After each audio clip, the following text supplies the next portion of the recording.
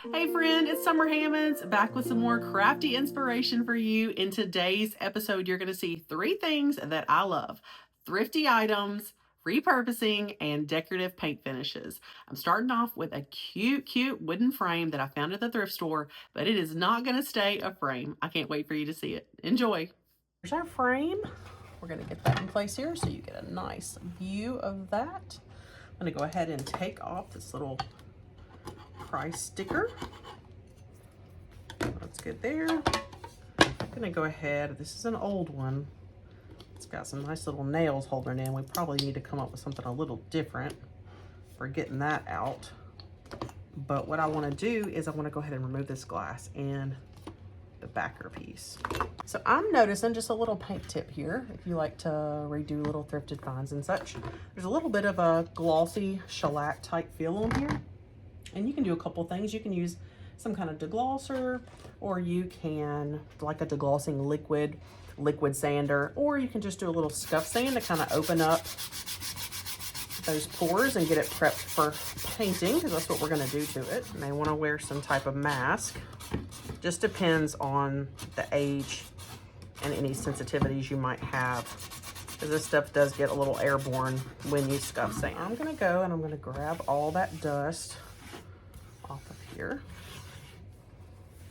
And then I want to make sure that the piece is nice and dry before I start painting it, but it will have plenty of time to dry while I am prepping the milk paint. So we're going to set this to the side and we are going to mix our milk paint. There are a lot of different brands of milk paint. In today's tutorial, I'm using one by Amy Howard at home, and they have a lot of different colors there, and it comes in a powder form.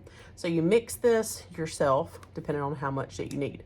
1 part paint and 1 part water. So we'll get some water. So I've got water in this cup, and I'll put a little bit of dry powder in here. And you can mix it up however thick you like, but the suggested mix ratio is 1 to 1. So I'm gonna kind of see how this looks. And we won't need much for this little frame, but you kind of just see how much it makes. You get a good guesstimate. Sometimes it can be a little runny, and that's okay. I love getting the little sample selections of milk paint because you can do a lot of little crafts and things with them. And this is also really great paint for furniture painting. You can grab your favorite brush. It doesn't really matter if it's a natural bristle brush or a synthetic brush. I'm using a synthetic one here. Just some of my favorite craft brushes. Obviously they are well loved. I'm not leaving mine to thicken up too much, but I have a feeling it's going to do just fine.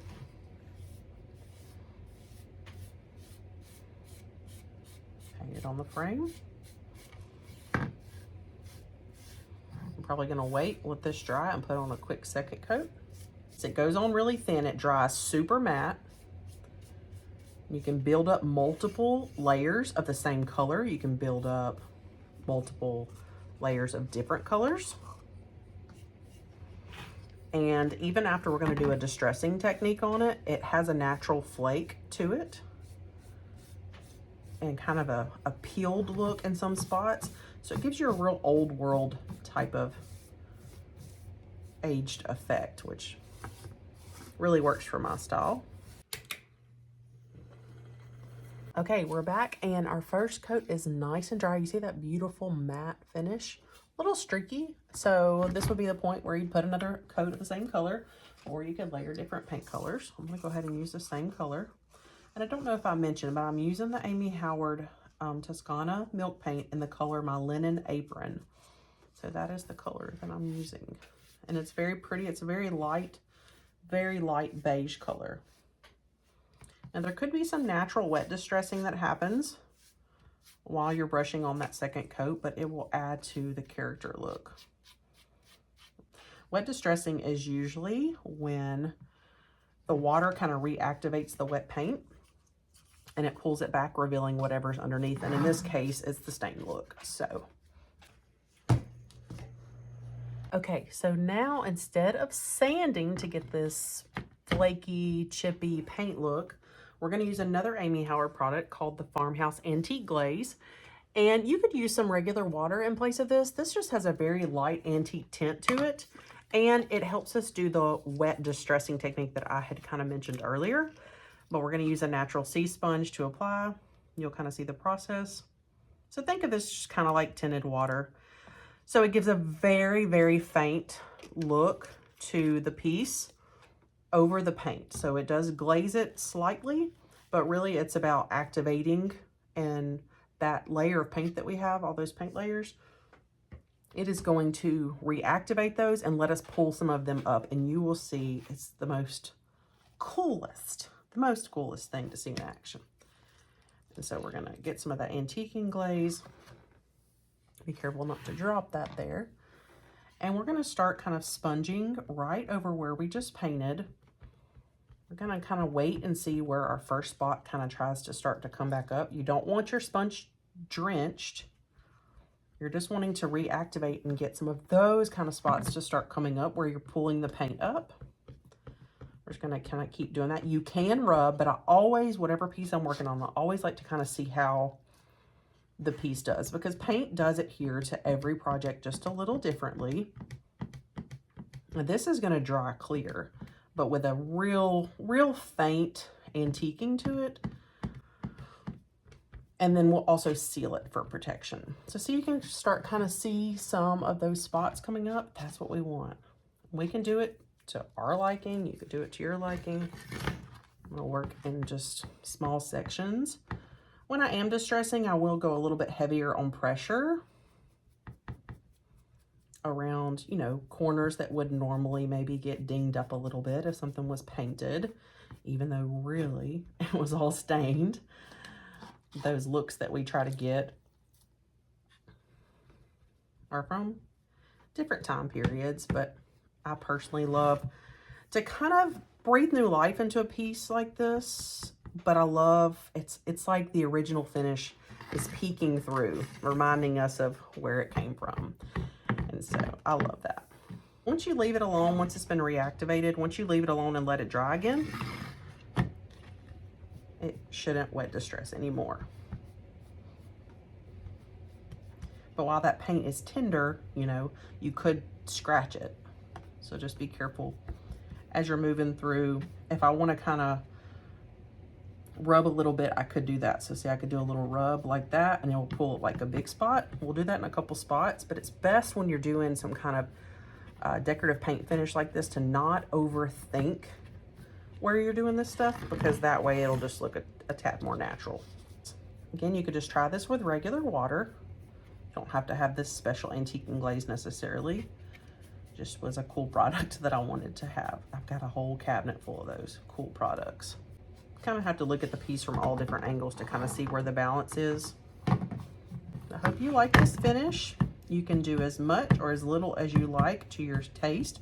Some people I have found, as long as I have been doing decorative finishes, some people really like heavy distressing and heavy antiquing, and some people are more fans of just a little bit. They think a little bit goes a long way. And I think for me, it just depends on the piece. So now I'm grabbing a little paper towel and I'm just getting some of that haziness off there from where we have pulled that paint and that glaze around. But you cannot get this kind of look with regular chalk and mineral paints. You can, it just doesn't do it. I say you can't, but you can't. It just doesn't do it as effortlessly as this. This paint was designed to kind of flake off. And then as this dries and we seal it, you'll also get some areas, especially where there's texture. Oops, see, I just scratched. I told you that could happen. We're gonna feather that in and make that not look so purposeful. But you'll get some peeling and some flaking in some spots too, and that'll add to the look. You can definitely tell that's still a scratch. Yeah, that happens. We're gonna just open that up. No, you can't. So I love, like I said, how the original piece is peeking through in some areas. We're gonna let this get nice and dry. Then we're gonna come back and put a sealer on it. And our next step is gonna be able to use, we're gonna be using this Minwax polyacrylic in clear ultra flat. We're gonna pour some of this into there so we don't taint all the sealer in the clear container. And I already started brushing some on before I poured some in the cup. So the little wet part that you can tell has already had sealer put on it. I love to use a high quality foam brush for this step. I use the Wooster foam brushes, but you can use any brush that you like. And I'll just get one thin coat on this, and then I will let it dry. And when we come back from this being dry, I'll show you that flaking, peeling finish that happens. Okay, we've given our top coat some time to dry. What I love most about this milk paint is the personality of all the flakiness. So it really gives it a lot of true antique aged charm. And now it's time to turn this little frame into a decorative tray. And how we're going to do that is to add some decorative handles. I have these that I picked up at Hobby Lobby craft store. And while they do have holes for little tiny screws, I'm not going to actually screw them into it, but you could if you had some. I'm just going to use some industrial glue right here along the surface where it meets the tray, and we're going to attach that. I'm using some Quick Hold E6000. It's just an industrial type glue. Let's get some of that. It will take a little while to set, so we'll have to be gentle with it.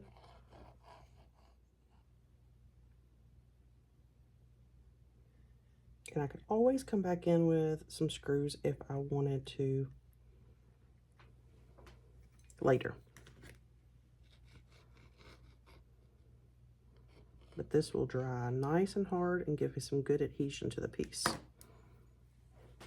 I'm just eyeballing it here. If you want to measure, then go right ahead. All right, let's let that set for just a few minutes. We'll come back and we'll put the glass and a piece of decorative fabric right here in the center. Okay, so we're gonna flip this over. We're gonna put our glass back in. Get that up here, we're gonna slide it in. I already did clean it.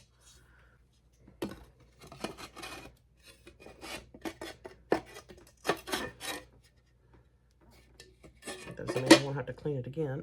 And then we're gonna put a little piece of this pretty fabric right here. Put that in. And the final touch will be to use that original backer piece that came with it. And I just went ahead and left the nails as well. Depending on how I was going to use the piece, I might would have changed those out, but it's going to work perfect. I really love how this turned out. Now let me give you a finished look at it styled. Okay, I've gathered a few small decor pieces here to give you that look. And I'm thinking of all the different rooms we could use this in. Bedrooms, bathrooms, coffee table tray would be really beautiful. And then thinking about swapping out that fabric or some other kind of decorative paper that you could use as an accent in the center. What a really fun and beautiful piece. What a sweet project. Thank you so much for hanging out while it came together. I hope you find some inspiration when you're out and about at the thrift store for this one. Let me know down in the comments, do you love thrift flips and decorative paint finishes and repurposing as much as I do? Oh, it's so satisfying to do those kind of projects. I love how this one turned out. Okay, I need to remind you, are you liked and subscribed to my channel, and do you have that notification bell turned on?